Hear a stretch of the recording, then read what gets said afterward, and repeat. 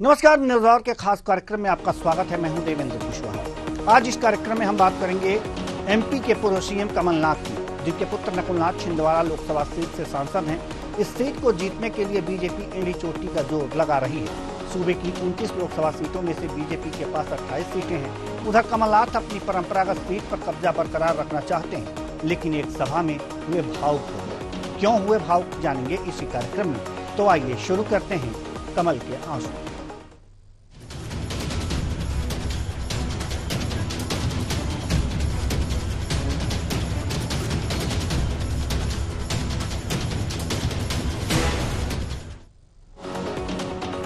मध्य प्रदेश के पूर्व मुख्यमंत्री कमलनाथ अपने दौरे के दूसरे दिन छिंदवाड़ा के आदिवासी बाहुल्य क्षेत्र हर्रई पहुंचे। जिले की चौरई विधानसभा के चांद में कांग्रेस नेता द्वारा आयोजित कार्यकर्ता सम्मेलन को संबोधित किया। इस दौरान कमलनाथ मंच पर भावुक हो गए और रूधे गले से बोले कि आप कमलनाथ को विदा करना चाहते हैं तो आपकी मर्जी। एक रिपोर्ट देखिए, फिर चर्चा भी करेंगे।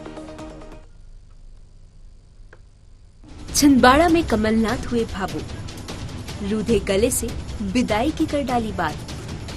हर्रई में सभा को कर रहे थे संबोधित। आदिवासी बहुल क्षेत्र है हर्रई। भावुक संबोधन पर बीजेपी का तंज। जनता को मूर्ख ना समझे कमलनाथ। कमलनाथ अपने क्षेत्र में भावुक हो गए। उनके आंखों से आंसू निकल आए और अपने विदाई की बात करने लगे। जी हाँ, यह वाक्य हुआ छिंदवाड़ा के आदिवासी बहुल क्षेत्र हर्रई में, जहां के चौराई विधानसभा के चंद में एक कार्यकर्ता सम्मेलन को संबोधित कर रहे थे। इस संबोधन में अचानक वे भावुक हो गए और अपने विदाई की बात कह डाली। करना चाहते हैं, ये तो आपकी मर्जी है। मैं विदा होने के लिए तैयार हूँ। मैं अपने आप को थोपना नहीं चाहता। ये तो आपकी मन मंशा की बात है कि कमलनाथ को हम विदा करना चाहते हैं। ये तो आपकी मर्जी है। मैं विदा होने के लिए तैयार हूँ। मैं अपने आप को थोपना नहीं चाहता। ये तो आपकी मन मंशा की बात है। वहीं कमलनाथ भावुक संबोधन को सोशल मीडिया पर पोस्ट करते हुए बीजेपी नेता नरेंद्र सलूजा ने लिखा, आप ही तो रोज अपने भाषण में कहते हैं कि आज की जनता बहुत समझदार है, इन्हें कोई मूर्ख नहीं बना सकता। अपना छोड़िए, कम से कम जनता को तो मूर्ख मत समझिए। जनता को सारी सच्चाई पता है। कमलनाथ के इस भावुक संबोधन के बाद राजनीतिक गलियारों में चर्चा होना था और चर्चा हुई भी। ऐसे में कमलनाथ के भावुक संबोधन पर मध्य प्रदेश कांग्रेस कमेटी के उपाध्यक्ष भूपेंद्र गुप्ता का कहना है कि पूर्व सीएम कमलनाथ अपने क्षेत्र में थे। वह क्षेत्र उनका परिवार है और परिवार के बीच कभी कभी लोग भावुक हो जाते हैं। कमलनाथ जी जो है, अब अचीवमेंट की राजनीति नहीं कर रहे हैं, वो फुलफिलमेंट की राजनीति कर रहे हैं, आत्मसंतोष की राजनीति कर रहे हैं। निरंतर उन्होंने किसी क्षेत्र की सेवा की है, धूल में फूल खिलाया है। एक तीर्थ, विकास के तीर्थ के रूप में छिंदवाड़ा का उन्होंने विकास किया है। तो जनता से पूछ रहे हैं, वो जनता के बीच में अपने घर परिवार की तरह बात करते हैं। परिवार में जब बात करते हैं तो भावनाएं भी होती हैं, करुणा भी होती है, दया भी होती है, सहानुभूति भी होती है, आत्म परीक्षण भी होता है। उसी संदर्भ में उन्होंने बात की है कि जनता क्या चाहती है, उस फीडबैक ले रहे हैं। लेकिन जो उन्होंने किया है काम, उस काम की तुलना जो है पूरे प्रदेश में कहीं कर लीजिएगा। हमारे एक जिले का मंत्री सीहोर का 15-18 साल मुख्यमंत्री रहा है, बुधनी की तुलना कर लो छिंदवाड़ा से। हमारे विदिशा से प्रधानमंत्री बने अटल बिहारी वाजपेयी जी, विदिशा की तुलना कर लो आप छिंदवाड़ा से। विदेश मंत्री हमने पैदा किया इसी विदिशा में, कर लो आप तुलना छिंदवाड़ा से। तो ये थे भूपेंद्र गुप्ता, जो बता रहे थे कि तुलना कर लीजिए छिंदवाड़ा से, बुधनी से, यानी कि मुख्यमंत्री के क्षेत्र से, जो पूर्व मुख्यमंत्री हैं शिवराज सिंह चौहान, उनके क्षेत्र से सबसे ज्यादा विकास हुआ है। परिवार के साथ से बातचीत कर रहे थे, भावुक हो गए। इस पर अब बीजेपी का क्या कुछ कहना है, आइए सुनो।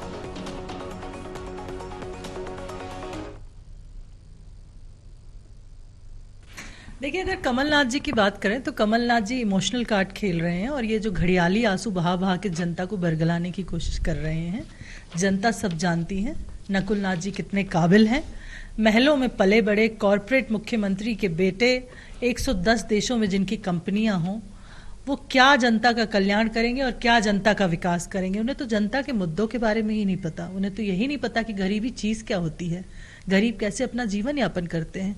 वो क्या जनता के बीच में जाके प्रतिनिधित्व करेंगे और क्या ही जनता उन्हें जिताएगी। अगर नकुलनाथ जी को कांग्रेस पार्टी टिकट दे भी देती है तो जनता उन्हें सिरे से खारिज करेगी। और कमलनाथ जी जो ये बयान दे रहे हैं कि मेरे बेटे को लाओ और मैं संन्यास ले रहा हूं, तो त्याग की परंपरा भारत में हमेशा से रही है। अगर कमलनाथ जी अपनी सीट को अपने बेटे के लिए त्याग रहे हैं तो कोई महान कार्य नहीं कर रहे हैं। तो सवाल यहां पर यह है कि कमलनाथ की भावुक अपील को घड़ियाली आंसू बीजेपी बता रही है। आज इसी मुद्दे पर हम चर्चा करेंगे। चर्चा के लिए हमारे साथ जो मेहमान जुड़े हुए हैं उनसे आपका परिचय करा दें। मंजरी जैन जी, प्रवक्ता बीजेपी, साथ ही साथ राजकुमार उपाध्याय जी, प्रवक्ता कांग्रेस, रमेश शर्मा जी, वरिष्ठ पत्रकार। तीनों मेहमानों का बहुत बहुत स्वागत है। चर्चा की शुरुआत करेंगे। बीजेपी को कमलनाथ के आंसू जो हैं वो घड़ियाली आंसू दिख रहे हैं। क्यों सर, क्यों? मंजरी जी, सवाल जी मैं ही जवाब दे रही हूँ जी। देखिए, कमलनाथ जी जो है वो कारपोरेट जगत से आते हैं। जनता के बीच में उनका जाना हुआ नहीं। अब उन्हें समझ में आ रहा है कि भारतीय जनता पार्टी जो 2014 में 27 सीटें जीती थी, 2019 में 28 सीटें जीती और 2024 में अब 29 का जो मिशन है वो पूरा करने में जुटे हैं। पूरी कांग्रेस पार्टी अब इसमें लग गई है कि छिंदवाड़ा को कैसे बचाया जाए। अब उसके लिए क्या क्या जतन करना पड़ेंगे, रोना भी पड़ेगा, जनता के पैरों में गिड़गिड़ाना भी पड़ेगा, गिरना भी पड़ेगा। तो ये सब जो है घड़ियाली जो आंसू है जो बहाए जा रहे हैं, अगर जनता के लिए काम किया होता तो ये आंसू नहीं बहाने पड़ते। आज जनता के पैरों में गिरना नहीं पड़ता, उनके सामने गिड़गिड़ाना नहीं पड़ता। मैं समझती हूँ कि भारतीय जनता पार्टी की सरकार ने जो आदिवासी समुदाय के लिए काम किया, वैसा एक्ट लेकर आए, उनके जनजीवन को सामान्य जीवन से जोड़ने के लिए जो कार्य किए, उनके जनजीवन के स्तर उठाने का काम किया और जहां वो रहते हैं वहां की सड़कें, वहां का पूर्ण विकास, उनको पक्के घर देने का काम किया, उनके घर में बिजली पहुंचाने का काम किया, उनके घर में नल की टोटी से पानी पहुंचाने का काम किया, आंगनवाड़ी, स्वास्थ्य सुविधाएं, हर तरह से जो आदिवासी समुदाय जो जीवन यापन सिर्फ जंगलों में लकड़ी तोड़कर और चूल्हा जलाकर किया करते थे, उनको धुएं से निजात देने की यदि किसी ने सोची तो वो प्रधानमंत्री मोदी जी ने सोचा। उनको शौचालय जो एक सामान्य बुनियादी जरूरत थी उसके बारे में यदि किसी ने सोचा तो भारतीय जनता पार्टी की सरकार ने सोचा और मोदी जी ने सोचा। मैं समझती हूँ पूर्व में जब हमारी 20 साल तक मध्य प्रदेश में, 18 साल तक मध्य प्रदेश में सरकार रही तो वहां की महिलाओं के लिए, सहरिया जाति की महिलाओं के लिए, बेगा जाति की महिलाओं के लिए 1000 रुपए उनके पोषण के लिए दिए जाते थे और उसी को फिर आगे चल के लाडली बहना के रूप में परिवर्तित भी किया गया। तो मैं समझती हूँ कि जो कार्य अंत्योदय के लिए भारतीय जनता पार्टी की सरकार ने की, आदिवासी समुदाय के लिए किया, दलित समुदाय के लिए किया, हर वर्ग के लिए किया, वो कांग्रेस ने कभी सोचा भी नहीं। उनकी सोच से बहुत दूर था। वो सिर्फ तुष्टीकरण, जातिवाद और सिर्फ वोट बैंक की राजनीति करती रही। अब समय वो नहीं रहा। अब समय वो है कि आप जनता के बीच में जाते हैं, जनता के दुख दर्द में रहते हैं, जनता की भावनाओं को समझते हैं और जनता की आवश्यकताओं को समझकर उनको पूरा करने का जो प्रयास करते हैं वो जननेता है।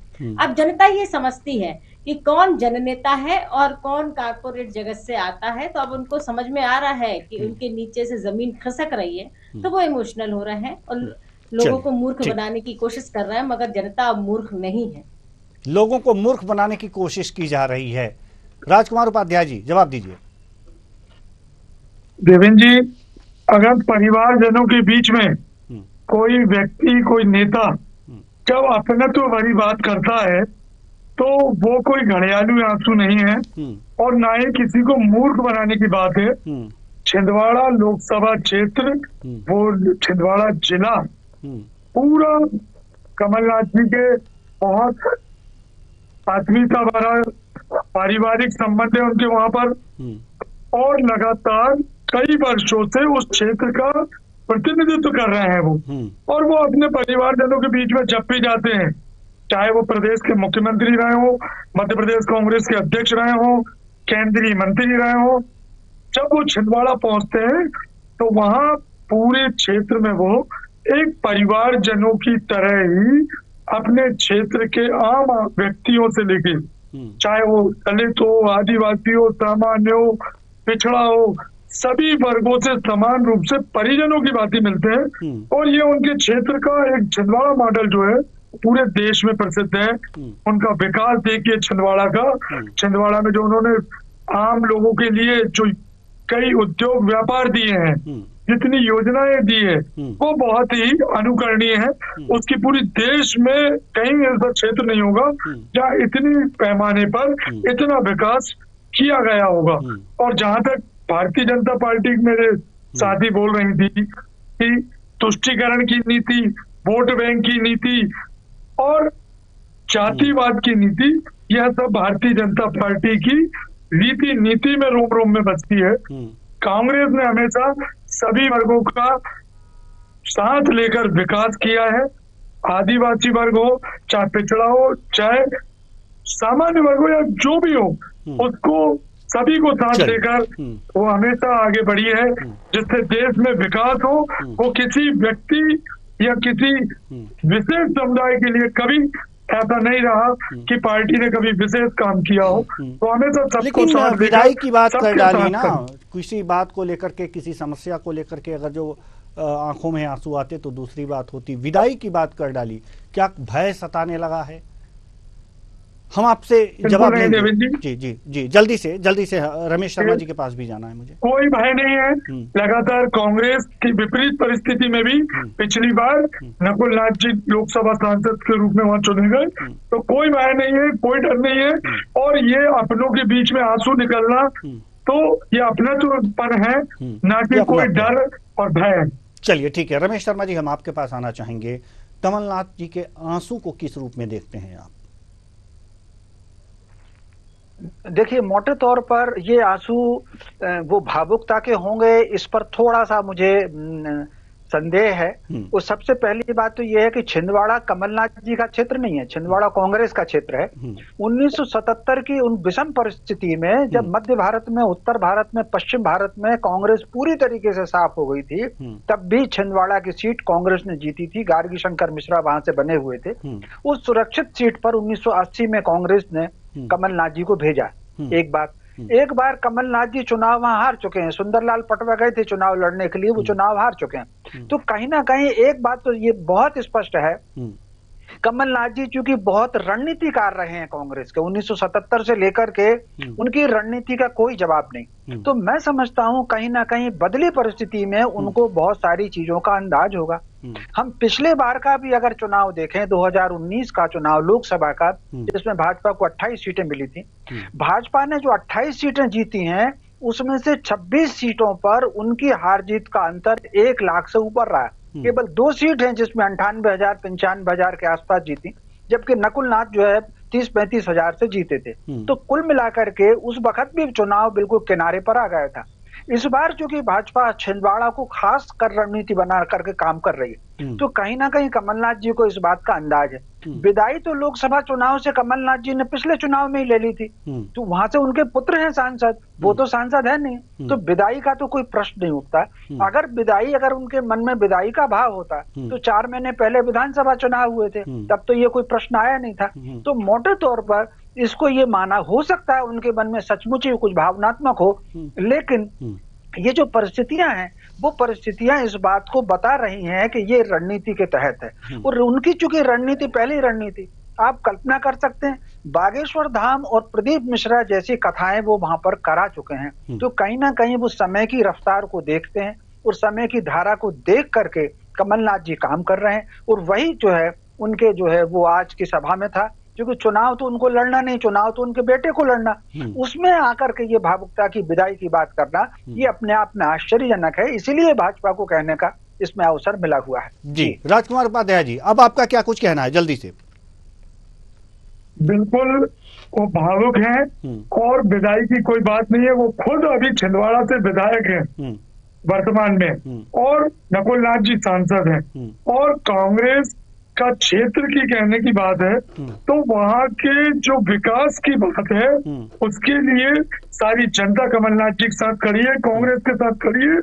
वहाँ अधिकांश आदिवासी क्षेत्रों में बहुत विकास हुए हैं, जिसका परिणाम इस परिस्थितियों में भी पूरे लोकसभा क्षेत्र में कांग्रेस की विधानसभा सीटें जीती है। तो जब भी बात आएगी तो कांग्रेस और विकास के लिए जनता हमेशा कांग्रेस को चुनती है।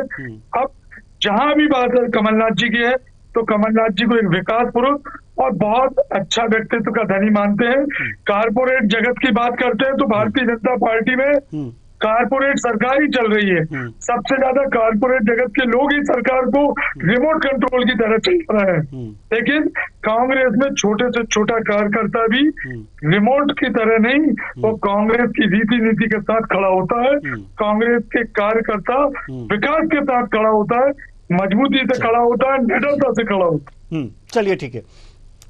मंजरी जैन जी, क्या लगता है आपको कि बस एक सीट जो है लोकसभा की कांग्रेस के पास थी, उस पर बीजेपी ने काफी अच्छी रणनीति बना रखी है और शायद ये भय सताने लगा है कमलनाथ जी को? देखिए, भारतीय जनता पार्टी देखिए संगठनात्मक रूप से भी मजबूत है। आज सबसे बड़ी पार्टी के रूप में और नीचे तक पन्ना प्रमुख से लेकर और विस्तारक बूथ प्रबंधन से लेके और लोकसभा प्रभारी, क्लस्टर प्रभारी, हमारी जो संरचना जो है संगठन की वो तो मजबूत है ही। लेकिन विधानसभा चुनाव में भी मजबूत होनी चाहिए थी ना, वहाँ छिंदवाड़ा की बात हम कर रहे हैं। हमने अच्छी जीत हासिल की उसमें। और देखिए, लोकसभा चुनाव, विधानसभा की परिस्थिति और लोकसभा की परिस्थिति में अंतर होता है। और मैं समझती हूँ लोकसभा में आज जनता मोदी जी की तरफ देखती है। जिस तरह से मोदी जी ने काम किया है, न विकास के नाम पर हम जनता के बीच में जा रहे हैं। और जो हमने देखिए विकास तो किया ही, हमने विज्ञान के रूप में भी हम आगे बढ़े, अनुसंधान के रूप में भी हम आगे बढ़े। हमने वैक्सीन लेकर आए, दूसरे देशों को हमने वैक्सीन सप्लाई किया। 1 साल के अंदर हमने वैक्सीन बनाकर तैयार की, न केवल अपने देश में, दूसरे देशों को भी मदद की, दवाइयां हमने दूसरे देशों को पहुंचाई। हम आर्थिक रूप से भी सबल हुए। 11वीं अर्थव्यवस्था से हम 5वीं शक्ति के रूप में उभरे और तीसरी शक्ति की तरफ हम बढ़ रहे हैं। तो ये सब एक जो नीति है प्रधानमंत्री जी की, जो वो उनकी जो नीति, कूटनीतिक जो विजय है, वो भी हमको देखने को मिलती है कि विदेशों में भी आज जो भारत की जो साख बढ़ी है वो माननीय प्रधानमंत्री जी की नीतियों के कारण ही बढ़ पाए हैं।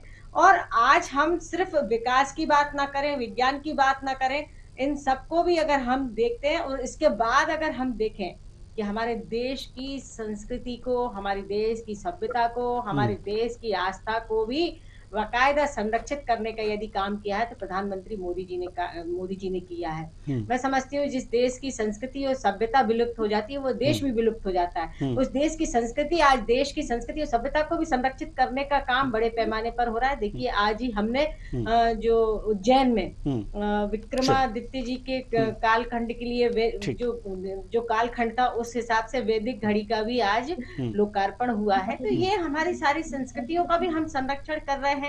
तो ये चहुमुखी जो विकास है, अंत्योदय विकास, इंफ्रास्ट्रक्चर, हवाई पट्टियां, ट्रेनों की लाइनें बन रही हैं, रोड बन रहे हैं, फ्लाईओवर्स बन रहे हैं, इतना सारा काम हर तरीके से अगर हम देखते हैं तो चहुमुखी सर्वांगीण विकास जो हो रहा है इस देश के अंदर वो जनता देख रही है। किस तरीके से 10 वर्षों में अगर मैं कहूँ कि 10 वर्ष के पहले जो विकास चलता था वो बैलगाड़ी के पहिए के जैसे घूमता था, लेकिन आज जो है वो बुलेट ट्रेन की रफ्तार से विकास चल रहा है। तो ये बहुत बड़ा फर्क है और इसीलिए आज देश पूरी दुनिया के सामने शक्ति के रूप में उभर रहा है और हम विश्व गुरु की तरफ बढ़ रहे हैं। ठीक है, ठीक है।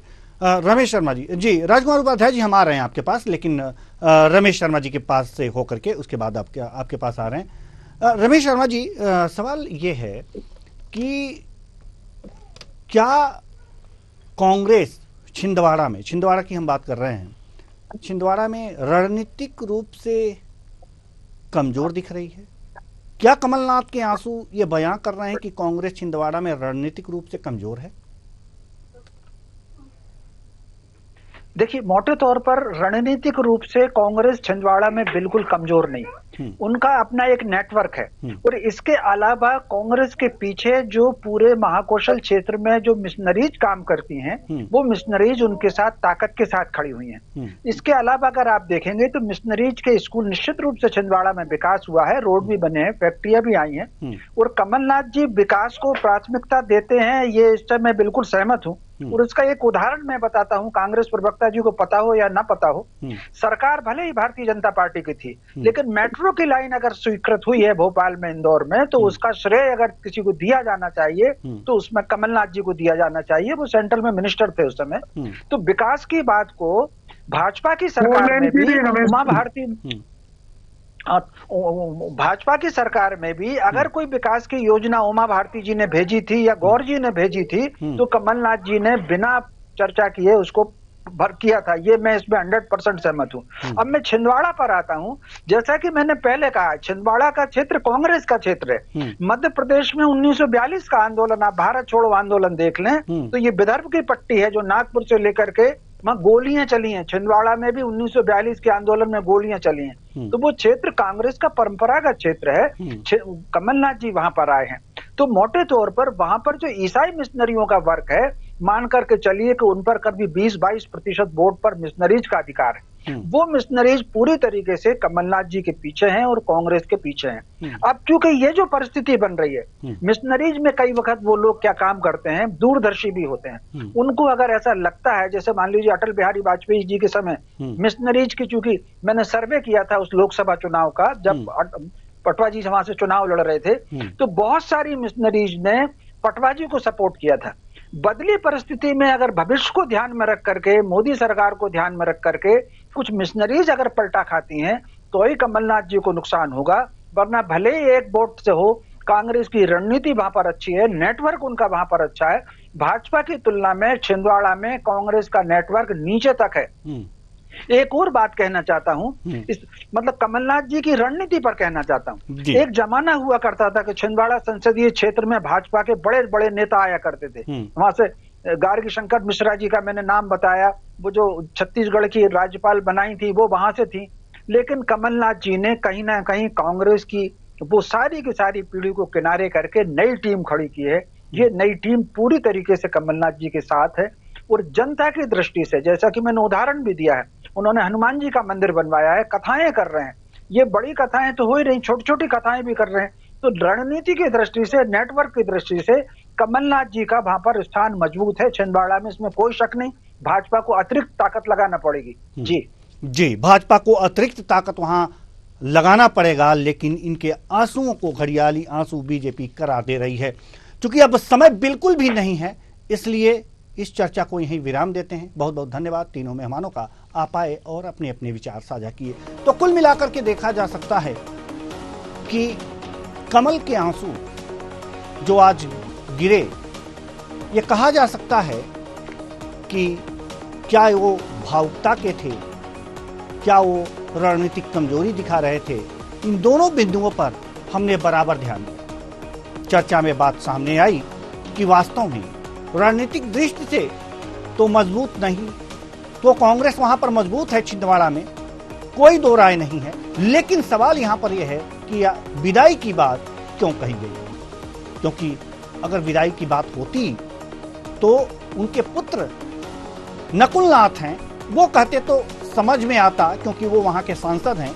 इनके मुंह से वो बातें क्यों निकल करके आई, ये अभी मंथन करने की बात होगी। फिलहाल इस कार्यक्रम में इतना ही। मुझे दीजिए इजाजत, नमस्कार।